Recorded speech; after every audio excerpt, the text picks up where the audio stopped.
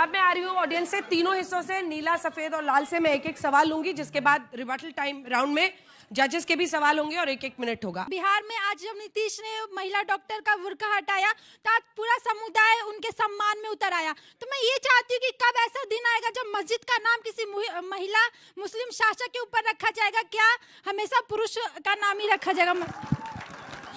BJP के प्रवक्ता अजय आलोक साहब ने कहा कि बंगाल में हिंदुओं के घरों को मुर्शिदाबाद में रेड क्रॉस किया जा रहा है और इस तरीके उनका सार था कि हिंदुओं पे अत्याचार किया जा रहा है सुनियोजित तरीके से। सवाल यह है कि सर, केंद्र में आपकी सत्ता है, गवर्नर आपके हैं, आप कब तक मुर्गे लड़ाते रहेंगे? आप कार्रवाई क्यों नहीं करते? जो निलंबित एमएलए है हुमायूं कबीर, वो दोनों पार्टी के ही वर्कर रह चुके हैं।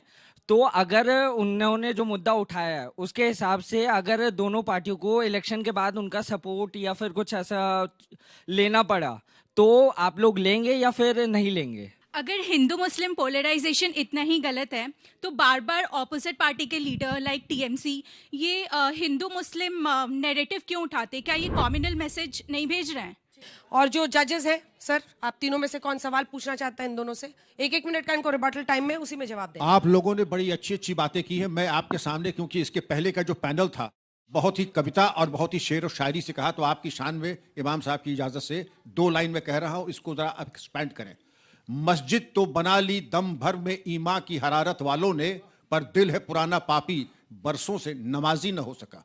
मस्जिद बनाना एक चीज है, नमाजी होना एक चीज है। क्या मस्जिद की जरूरत थी, या उसकी आड़ में जो पैसे कमाए जा रहे हैं, उसकी आड़ में जो फालतू खर्चा किया जा रहा है, अन इस्लामिक तरीके से जो उसमें एक्सपेंडिचर हो रहे हैं और जो बेहुदियां हो रही हैं, इसके ऊपर प्रकाश डालें। ठीक, आपका 1 मिनट का बच्चों के सवाल और जजेस के सवाल पर जवाब देने का 1 मिनट का समय शुरू होता है। मैं सबसे पहले, उसने कहा कि आप कार्रवाई क्यों नहीं करते हैं, गवर्नर हैं आपके, सरकार आपकी है केंद्र में, मुर्गा क्यों लड़ा रहे हैं? हम मुर्गा नहीं लड़ा रहे हैं भाई, हम लोकतांत्रिक व्यवस्था में विश्वास रखते हैं। ममता बनर्जी चुन के आई हुई हैं। हाईकोर्ट तक टिप्पणी कर चुका है, सुप्रीम कोर्ट तक टिप्पणी कर चुका है कि ये जो बंगाल में आपका लॉ एंड ऑर्डर सिचुएशन है वो कहीं से ठीक नहीं है, और लोग रोज दिन देख रहे हैं। बात दिक्कत कब हो जाती है, जब एक हिंदू अपनी सियासत फायदे के लिए राम में हराम करता है, जो आज पार्लियामेंट में हुआ संजय सिंह के द्वारा। दिक्कत तब हो जाती है कि जब एक हिंदू नेता कहता है कि प्रभु श्री राम मुसलमान थे। यहां पे दिक्कत होती है। सियासत को मजहब में आप घुसाते हैं किसके लिए? तुष्टीकरण करने के लिए कि मुसलमान इससे खुश हो जाएगा।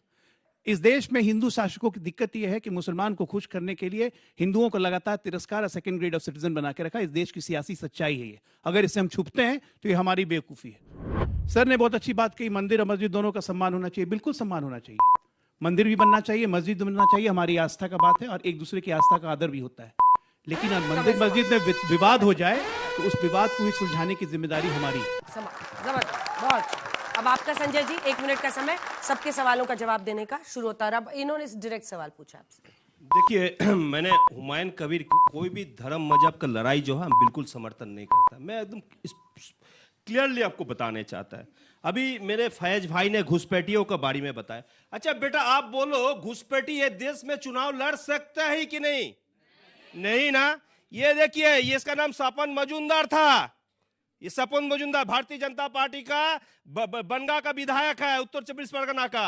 ये 2023 तक बांग्लादेश में गोपालगंज का वोटर था। वोटर देखिए देखिए, आप बोलेंगे घुसपैठी है कि नहीं, पेपर चाहिए तो दे देंगे। अच्छा, आप तो सनातनी है बेटा, मानता है कि ना आप सब सनातनी है? आप कभी गाय का गोश्त कोई हिंदू कहीं ले जा सकता है? नहीं ना। ये भारतीय जनता पार्टी का एमपी मिनिस्टर शांतनु, इसका ये शांतनु ठाकुर है इसका नाम।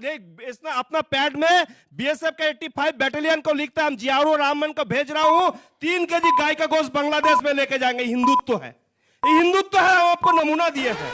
1 मिनट खत्म हो गया, बोलने का मौका नहीं मिला। अगर दोबारा मिलेंगे तो कुछ सब सवाल का जवाब देंगे। आपको बोले हिंदुत्व देख लीजिए, हिंदुत्व बोल के मौका हिंदुत्व दे दीजिए, देख लीजिए हिंदुत्व। समय समाप्त हो गया, समय समाप्त हो गया। बैठिए, चलिए। आइए जल्दी से आइए, आनंद दुबे जी और भाटी साहब, जल्दी आइए। तालियां बजाइए भाई दोनों के लिए, बहुत अच्छा बोलते हैं दोनों। फिक्स टाइम 1 मिनट का है, तो 1 मिनट बोलने के बाद मत बोलिएगा, बोलने नहीं दिया, ठीक है? दुबे जी 1 मिनट का रिबटल राउंड में आपका समय शुरू होता है। आप भी क्यों ले सकते हैं इनके सवाल से और जवाब दे सकते हैं। 1 मिनट का समय शुरू होता है अब। अभी हमारे किसी साथी ने कहा कि देखो ये लोग धमकाने लगे हैं कि 500 साल की तपस्या के बाद इनका मंदिर बना है, नहीं तो ये बाहुबली बनकर बना लेते। तो मेरे भाई आपको बता दें कि हम उस मर्यादा पुरुषोत्तम राम भगवान हमारे जो आराध्य हैं, उन्होंने हमें सिखाया है कि बिनय न मानत जलद जड़, गए 3 दिन बीत, और बोले राम सकोप तब, भय बिन होय न प्रीत।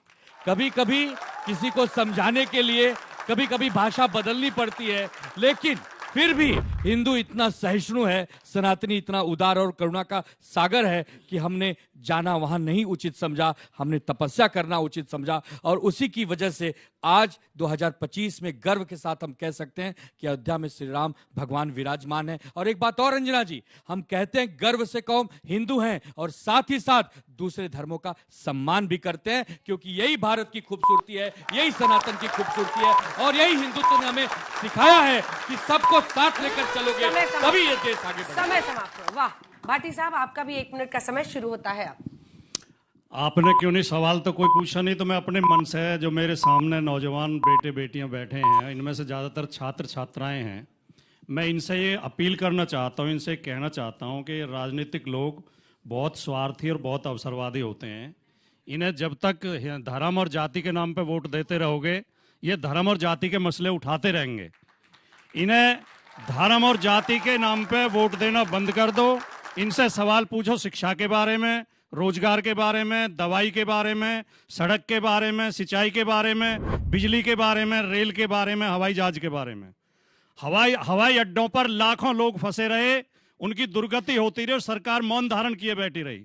दिल्ली की हवा इतनी जहरीली हो रही है कि लोग मर रहे हैं, बच्चे मर रहे हैं, डॉक्टर पर्ची पे लिख रहे हैं कि दिल्ली छोड़कर चले जाओ, और सरकार मौन बैठी है। सरकार चर्चा कराती है वंदे मातरम पे, 10 घंटे लोकसभा में चर्चा होती है, लेकिन पॉल्यूशन के ऊपर 1 घंटे चर्चा नहीं होती। जब तक आप ये सवाल नहीं पूछोगे, ये नेता आपको बहुत अच्छा, गुमराह करते हैं। असल मुद्दे आपने उठाए, बहुत अच्छा, जबरदस्त। आप दोनों अपनी जगह पर जा सकते हैं।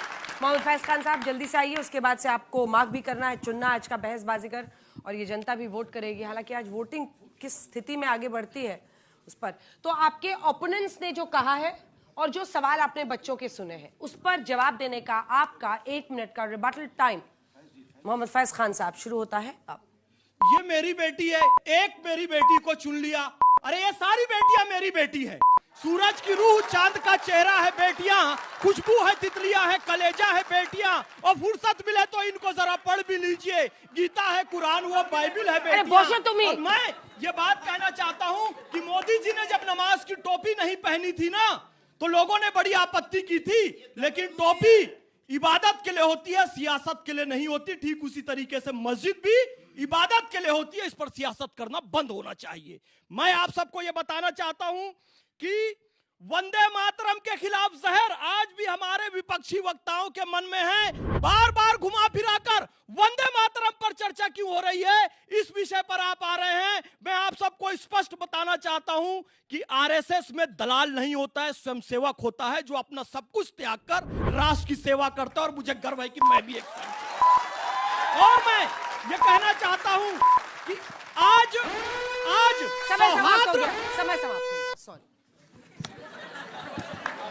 मैं चुप हो गया तुरंत। बहुत बहुत धन्यवाद, बहुत धन्यवाद, क्योंकि इस डिबेट का एक थोड़ा डिसिप्लिन रखना जरूरी है। आपका समय शुरू होता है 7 सेकंड का अब। मेरी बच्ची ने भी कहा कि मुसलमान महिलाओं के नाम पे मस्जिदें नहीं होती, इनकी जानकारी में कमी है। मस्जिद रजिया बेगम, मस्जिद मुबारक बेगम, मस्जिद सादिया बेगम, ये हमारी दिल्ली के अंदर इतनी मस्जिदें हैं। अगर मैं बाकायदा, मुझे मालूम होता है ऐसा सवाल पूछा जाएगा तो मैं बाकायदा लिस्ट बना के लाता है। ऐसी नहीं है, ऐसी बात नहीं है।